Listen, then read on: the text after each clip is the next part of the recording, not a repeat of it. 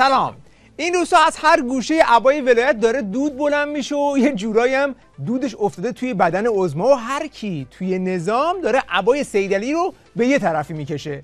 یکی از آخرین سوراخ‌هایی که توی عبای ولایت ایجاد شد پکیدن کنسولگری نظام در دمشق بود که هنوز دودش نخوابیده. همونطوری که در اخبار هم منتشر شد، رژیم صهیونیستی با هواپیمای F-35 از بالای منطقه جولان اشغالی با 6 موشک ساختمان رزیدانس یا منزل سفیر و کنسولگری ما رو هدف قرار داد و یک ساختمان 5 طبقه رو فرو ریخت. در مقابل این ساختمان هم که چسبیده به سفارت ما هست و فرقی نمیکنه، بخشی از سفارت ما، چون 2 طبقه این منزل سفیر بود که خب من اتفاقا اونجا حضور نداشتم، تعدادی از ماشین ها هم آتیش گرفت و بخشی از دیوارها و ساختمان در واقع اصلی سفارت هم فرو ریخت. پس این که داره میگه سر و ته داستان اینه که فقط یه ساختمون 5 طبقه فرو ریخته، چند تا ماشین هم آتیش گرفته که خب بیمه پولشو میده. پس مشکل چیه؟ طبیعتا جمهوری اسلامی ایران همان گونه که از گذشته بوده به همان نسبت جنایتی که رژیم صهیونیستی مرتکب شده پاسخ رو در زمان و مکان مناسب خودش خواهد داد. حالا سوال اصلی توی نظام اینه که این پاسخی که میخوان توی زمان و مکان مناسب بدن چه جور پاسخیه؟ تو این زمینه یه کوچولو اختلاف نظر بینشون وجود داره. اگر اینجا پاسخ مقتضی رو نگیره، لاجرم تمام نمایندگی های جمهوری اسلامی در منطقه دیگر امنیت نخواهند داشت. اما ضربه هم نباید از جنس اقداماتی باشه که تا الان انجام دادیم. مثلا اربیل رو زدیم. اگر ما اربیل رو زدیم و اون ضربه ما در اربیل ضربه درستی بود، اتفاق کنسولگری نباید میافتاد. معلومه که پاسخ ما در اربیل پاسخ درستی نبود. یعنی یا ضربه محکم نبود یا کافی نبود. یا کافی نبوده. به نظر من رفتار ما باید در آینده در پاسخ به حمله به کنسولگری چیزی فرای این دو اتفاق باشه. یعنی ما از سندروم اربیل و سندروم موشک زدگی باید کناره‌گیری بکنیم، به یک در واقع راهکار جدیدی بیاندیشیم که اصل اولش غافلگیری باشه. اصل دومش اینه که ضربه باید پایاپای باشه، یعنی ضربه باید چنان باشه که هم نقطه‌ای که زده میشه معنای برابری با کنسولگری ما داشته باشه، هم صدمه‌ای که به لحاظ تلفات انسانی به رژیم صهیونیستی وارد میشه پایاپای با شهدای ما باشه. چه منوی هم سفارش میده برای خودش، تلفات انسانی پایاپای. پس به نظر میاد که جدا از اون ساختمونه که فرو ریخت، اونهایی هم که توش بودن هم دونه درشت بودن. صبر کن کیا بودن اونجا کشته شدن؟ ما امشب نفر اول و دوم ما رو در منطقه زدند. هنوز اکثر مردم ما نمیدونن عمق فاجعه کجا بود. وقتی متوجه بشن یه حسرت زیادی براشون میمونه. آقای زاهدی شخصیتاً، یعنی شخصیت مستقلش از اسطوره هاست. 40 سال این آدم اسلحه دستش زمینه، 45 سال اسلحه دستش بوده تا همین لحظه، تو جنگ با ایران و عراق، تو میدانهای مختلف بعدن، تو همین حوزه شامات. این یک لحظه این آدم یه چیزی است به لحاظ رده نظامی، شکوه شخصیتی شاید نباید 100 تا قاسم سلیمانی خودشو زدن، جانشینشو زدن، فرمانده عملیاتشو زدن، رئیس دفترشو زدن با هم، یعنی اونم در خاک جمهوری اسلامی. پس طرف خرمهره بوده، همسط کتله سلیمانی 45 سال داشته فعالیت میکرده. چه نوع فعالیتی؟ نه فقط کشتار توی شامات، بلکه قبل از اون داخل کشورم مشغول بوده، تو سرکوب اعتراضات، تو مانوراش همه جا حضور داشته. رزمایش رو فرضاً بزرگتون از این نقطه شروع میکنیم که البته باید بیایم جلو، از این گوشه گذاریم همین نقشه که نشون داده که از اون نقطه شروع میشه اعتراضات مقابل قوه قضاییه. یا کار بدید کار کنید یا خونده. اونایی هم که باش کشته شدن هم همینجور، همشون تو سرکوب اعتراضات 401 میدانی حضور داشتن، یعنی همه از اون سابقه دارا بودن. در سفری که همین 1 هفته قبل از شهادت سردار زاهدی عزیز در محضر فرمانده کل سپاه، وقتی که هدایایی به رزمندگان داده میشد، یکی از پاسداران به شوخی میگه هدیه آقای زاهدی چی شد سردار سلامی؟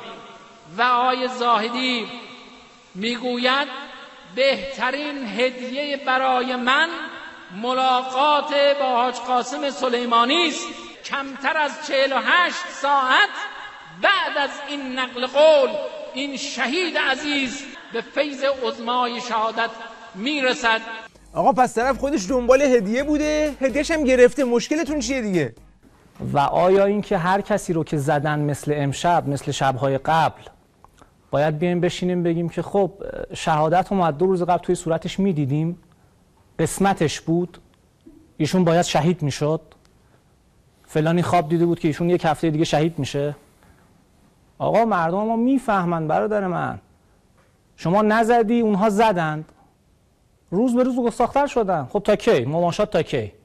ولی اینکه خب امشب بزنن و بلافاصله بگن که این قسمتش بود که شهید شد، نور شهادت توی چهرش از صبح مشخص بود، این مقداری قشنگ نیست و خنده داره. به نظر میاد که این بحث هدیه و نور و خواب دیدن دیگه حتی بسیجی‌ها رو هم خر نمی‌کنه. باید یه ورژن جدیدی از دجالیت رو نصب کنن. سوال میکنن تا کی؟ چرا انتقام سخت صورت نمیگیره؟ انتقام سخت چیه؟ آیا زدن یک شخصیت از شخصیت‌های صهیونیست در مقابل شخصیت ما این انتقام سخته؟ آیا زدن یک ساختمان از ساختمان صهیونیستا و فرو ریختن یک ساختمان در قبال یک ساختمان ما این انتقام سخته؟ ما انتقام سخت ما اینه که روز قدس جهانی میشه و شده و انتقام سخت را گرفتیم و در حال شدنه. پس تمام انتقام سخت رو گرفتن، جمع کن بریم دیگه. روز قدس جهانی شده. حالا بریم یکی از همین کشورهای نزدیک ببینیم که پیام ولایت فقیه چقدر جهانی شده. بریم یکی از همین کشورهای همسایه پاکستان ببینیم چه جوریه بس.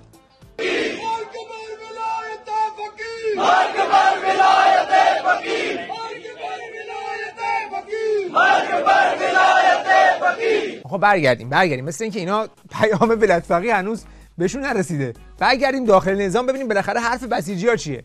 و مطمئن باشید که تا ساعت‌های آینده این موج از پیام‌های مردم، از نظرات مردم میاد مبنی بر اینکه باید انتقام رو بگیرن.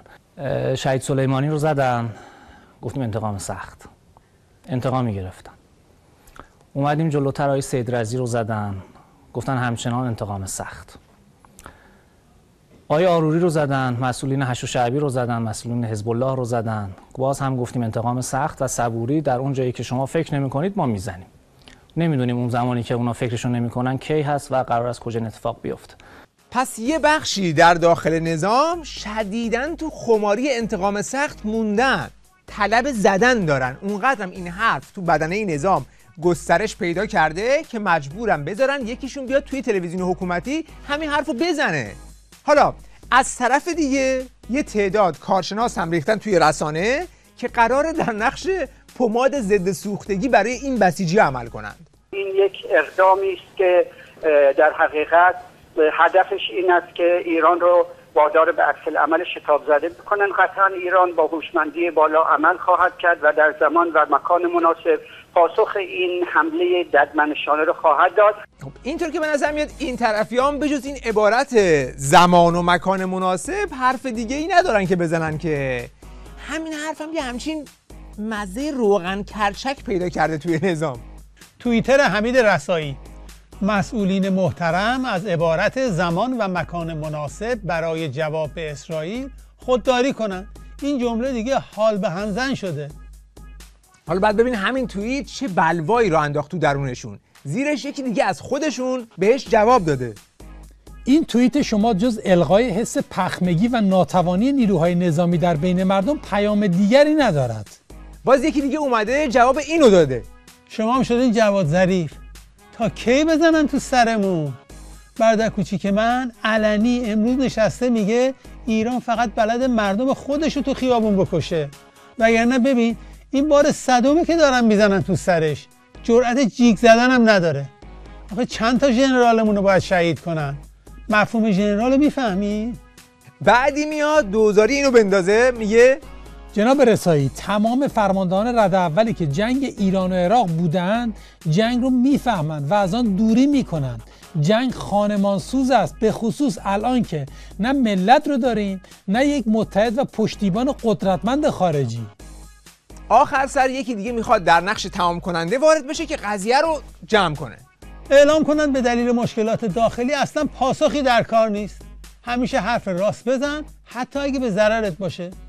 پس تا همین جای کار یکی گفت که نیروهای مسلح نظام پخمن، اون یکی گفت اوضاع خیته بابا، هیچ کی رو نداریم، ملت دشمنمون هستن، تمام دنیا دشمنمون هستن.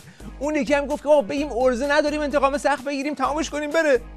که حالا همین حرفا یه سری دیگر رو داغ کرد و فرستاد رو آنتن. چرا یه عده اینقدر دارن مسئله را کوچک میکنن و میخوان مستقیم ما را وارد یک صحنه درگیری کنن، ما یک موشک بزنیم اونم یک موشک بزنه تو نماز جمعه ما، این میشه انتقام سخت؟ دیدی چی گفت؟ میگه زاهدی به درک واصل شد که شد، الان نظامو بچسب که وارد درگیری نشه. باز از اون طرف یه سری به اصطلاح تحلیلگر هم میان روی آنتن که میگن اگر سری نزنیم دیگه کارمون ساخته است. تا به نظر من هیچ کدام از سفارتخانه‌های آمریکا در هیچ جای دنیا نباید، چه اسرائیل نباید امنیت داشته باشه. حضرت آقا هم شما سر داستان کرمان دید فرمودن که سریع، یعنی در اقدام فوری و آنی باید انجام بشه. بعضی مطالب رو زمان و مکان مناسب به معنای این نیست چند ماه بگذره، اگر دیر بشه بیات میشه. یعنی اگر این اتفاق دیر رقم بزنیم حاصلی رو برای ما نخواهد داشت. بسیجی‌ها و پامنبریای نمایش جمعه هم فابریکی گیجویچ هستن، ولی اینجا دیگه بالکل آب و روغن قاطی کردن که بالاخره الان باید بزنیم یا نه، قبلا زدیم الان باید بخوریم فقط. خلاصه بحران هویت نداشتهشون رو پیدا کردن که این یکی اومد قضیه رو براشون روشن کنه. مثلا کانون اصلی جنگ شمایی، همه دشمنان میگن سر مار ایران است. این مدیریت، این فرماندهی ولایت مطلق فقیه، این انتقام سخت نیست؟ پس انتقام سخت چیه؟ ولایت مطلق فقیه در مرکز کانون درگیری در مقابل جبهه تمام جبهه باطل ایستاده و هدایت میکنه و ملتش در همون ایام، در ایام نوروز 1403 260 میلیون سفر ثبت میشه. مردم در آرامش و آسایش و تفریح دارن تمام کفر را دارن مزمحل میکنن. این انتقام سخت نیست؟ شما در حال آرامش و آسایش 260 میلیون سفر ثبت شد تو این چند روز. 260 میلیون رو هم دو بار میگه، یعنی اشتباه لپی نیست. احتمالاً هر کسی که تو ماشینش تک استارت زده این یه سفر حساب کرده. آخه توی جامعه 80 و چند میلیونی توی 2 هفته تعطیلات بعد هر کی حداقل 3 سفر رفته باشه تا بشه این عدد. یعنی شما رفتی تا نونوایی نون بگیری برگشتی، این شد یه سفر. بعد این آمار دوغکی رو میخواد برای بسیجی‌ها خرج کنه که بگه با این که ما سر مار هستیم، با این که همه فلش‌ها داره به سمت ما میاد، ولی بسیجی زاهدی ماهدی رو ولش کن، تو برو سفرت رو بکن که جبهه دشمنان مزمحل میشه از این آرامش تو. یعنی طرف به لحاظ مغزی تعطیل کامل. مشکل نظام اما اینه که بسیجی‌ها این مدت اینقدر تو سری خوردن که دیگه به همه چیز نظام دارن شک میکنن. مردم هم امشب سوال براشون، زمان شهادت حاج قاسم آقای سید رضی سوال بود براشون. خب پس کی؟ موشک نداریم، هایپرسونیک نداریم، قاعدتا داریم، رونمایی شد، تست شد و هزاران چیز دیگه. بالستیک نداریم، داریم و هزاران چیز دیگه. خب علت چیه نمیزنیم؟ آهان، سوال خیلی خوبی کرد. سران نظام به این بسیجی گیجویچ جواب بدن که بالاخره اون موشک ها موشک نبود، دکور بود، یا اینکه نه شاید هنوز وردشو نخوندن. یه نقطه‌ای که واقعا این نقطه بعید بود، تو اونجا با اجوای تو ما اینو زدیم. بعد چینی‌ها اومدن گفتن آقا شما این موشک رو چه استفاده کردید؟ خب ما خودشون بود دیگه. گفتیم آقا با این موشک شما ما یه همچین اهدافی رو زدیم. گفتن خدا وکیلی این موشک ما این اهداف رو نمیتونست بزنه. ما این موشک رو ساختیم. گفتیم خب فرق می‌کنه. چه فرقی می‌کرد؟ بگید شما چیکار کردید روی موشک؟ گفتیم آره یه کاری کردیم روی موشک. چیکار کردیم؟ ببینید موشک اونجا پیش شما کافر بود، دین نداشت که موشک. اما اومد اینجا ما یه دستی رو سر روش کشیم اللهم صل علی محمد و آل محمد، بعدم نوشتیم و ما رمیت اذ رمیت ولکن الله حرم، مسلمون شد صد. جدی میفرمایی؟ حالا ببینیم کارشناسای نظام توی این اوضاع قمر در عقرب چه چشماندازی رو به بسیجیانشون میدن. تحلیل بنده به عنوان یک کسی که حالا یه پژوهشگری دارم میکنم که ما 4 سال بحرانی رو خواهیم داشت، اگر گام به گام اصل بازدارندگی ما زیر سوال بره و عقب بشینیم، هر لحظه عقب بشینیم، دشمن جری‌تر میشه، احتمالی که در داخل کشور تروری انجام بده هم هست.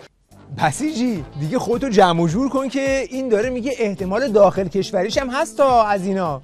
و دشمن اگر داره دست به ترور میزنه چون میداند میتواند بزند، چون برخی از موارد حفاظتی رو شاید ما گاهی اوقات رعایت نکنیم و کم هزینه هم هست واسش. توی خاک خودمون کمتر داره این اقدام انجام میده، هرچند که ما شهید فخری زاده رو اومدن به یه شکلی زدن که شاید تا چندین ساعت همه آقایون دلواپس هنگ بودن که آقا چجوری اومدن زدن، اصلا اتفاق چجوری افتاد. خب شما نزنید میاد میزنه. تا اینجا اینایی که صحبت کردند بلا نسبت کارشناس و تحلیلگرشون بودن. حالا بریم ببینیم که مقامات کله گنده نظام چی تحویل بسیجی‌ها میدن. دیگه با حرف اونا این بسیجی‌های تو سری خورده گیج و ویژ احتمالاً خیالشون راحت میشه. اینکه پاسخ جنایات رژیم صهیونیستی توسط جمهوری اسلامی ایران چه باشد، طبیعتاً این توسط شورای عالی امنیت ملی بررسی و اقدام میشه.